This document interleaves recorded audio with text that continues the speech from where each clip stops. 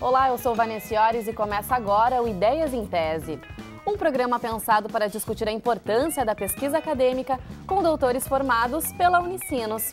O entrevistado de hoje é André Olivier, que apresentou a tese de doutorado no programa de pós-graduação em Filosofia da Universidade.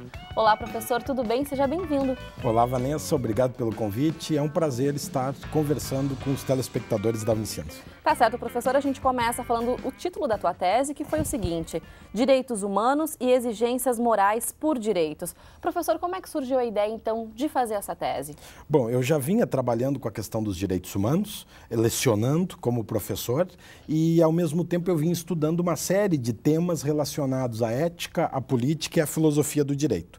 E aí, na tese do doutorado, eu resolvi cruzar isso tudo que eu estava já estudando, já pesquisando, e abordei uma tese basicamente abordando a questão dos direitos humanos a partir de uma leitura feita pelo fenômeno moral, entendendo os direitos humanos como exigências morais por direitos. Como é que o senhor foi amadurecendo esse tema, professor? Quer dizer, já que lhe acompanha há tanto tempo aí na tua trajetória acadêmica? Bom, esse tema foi sendo amadurecido tanto pela minha pesquisa, eu faço pesquisa há vários anos, como aluno, como estudante da pós-graduação da Unicinos. Eu fui aluno do mestrado, no próprio mestrado eu já vinha elaborando alguma coisa do que eu queria trabalhar no doutorado, e eu também realizei iniciação científica no tempo da minha graduação. Eu realizei em torno de 4, 5 anos de iniciação científica. Ali eu comecei a trabalhar algum desses temas que me impulsionaram a escrever uma monografia nas minhas duas graduações, tanto filosofia como direito, e me impulsionaram também a realizar o meu mestrado. No meu mestrado eu abordei um pouco uma variação do mesmo tema no que eu já pesquisava, e a partir do mestrado eu comecei a lecionar disciplinas relacionadas à política e aos direitos humanos, e aí eu tentei mesclar toda essa discussão e comecei a elaborar um projeto para fazer a minha tese. Entrei no doutorado e, bom, ali eu comecei a trabalhar a tese. E como é que é para o senhor trabalhar essa questão do direito e da filosofia, suas duas formações?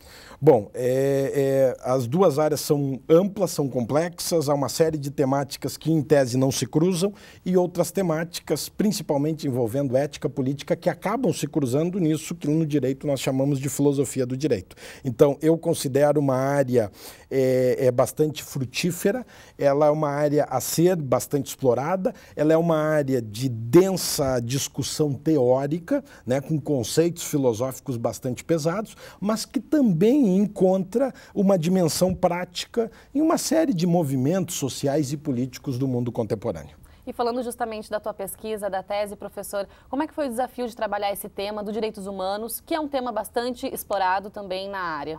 Bom, o tema dos direitos humanos é um tema que no mundo prático, no mundo contemporâneo, na vida prática política das pessoas, é um tema muito caro, é um tema que está presente numa série de movimentos no mundo, tanto no Brasil quanto fora do Brasil. É um tema polêmico, acima de tudo, né? É um tema que nos apresenta uma série de conflitos, de contradições, de antagonismos, então, o que o torna um tema bastante polêmico, mas é também um tema para ser explorado no que tange a discussões teóricas, como, por exemplo, discussões que eu entrei na minha tese, o que significa possuir um direito, né? Eu constato que nos movimentos sociais e políticos do mundo contemporâneo, as pessoas reivindicam direitos, exigem direitos para si ou para seus grupos, e nesse ato de exigência ela costuma dizer: eu possuo um direito a alguma coisa, eu possuo um direito a fazer isso, né?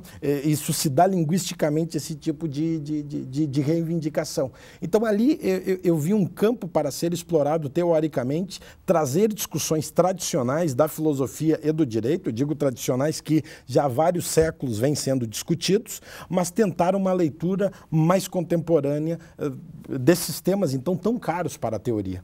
Certo, professor, em relação aos referenciais teóricos, né, o senhor buscou aí autores ingleses e norte-americanos, então, para se basear nesses conceitos, explica pra gente.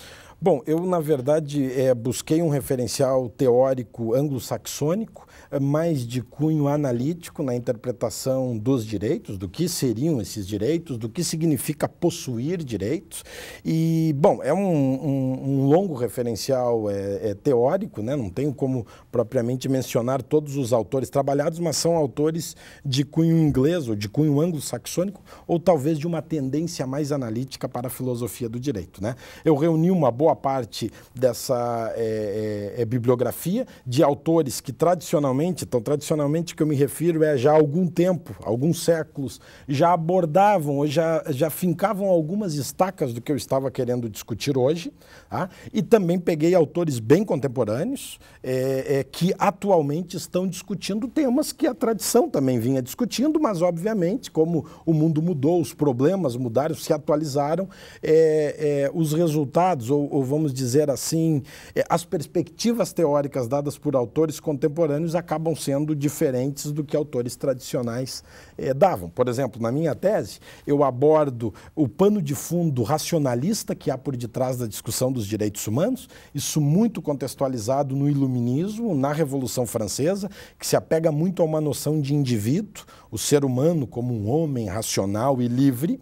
Eu trabalho um pouco esse pano de fundo, mas tentando desconstruir isso que a modernidade nos legou, tentando mostrar que esse homem detentor de direitos humanos, ele não é tão racional, tão livre, tão indivíduo quanto o Iluminismo e a Revolução Francesa, lá em 1700, 1800, pensavam que era. E como é que foi a relação também com o orientador durante esse período da pesquisa, Bom, professor? a minha relação com o orientador já se dá há muitos anos. O meu professor orientador, o professor Adriano Naves de Brito, ele meu orientador no doutorado, ele foi também meu orientador no mestrado e foi com ele que eu iniciei a iniciação científica.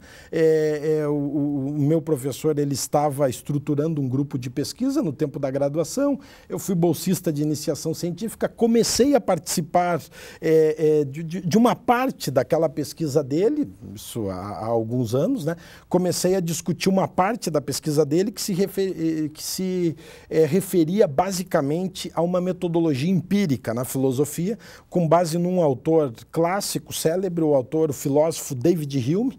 Nós começamos a discutir o que era essa metodologia empírica, eu participei desse debate. Ali no tempo da iniciação científica, isso também repercutiu no meu mestrado, eu abordava basicamente uma discussão entre dois pensadores, Immanuel Kant, que é um pensador racionalista, clássico na filosofia do direito, e eu fazia um contraponto com o empirismo de David Hume. Isso eu iniciei na graduação, na iniciação científica, isso acabou ecoando no meu mestrado e me impulsionou para a tese de doutorado.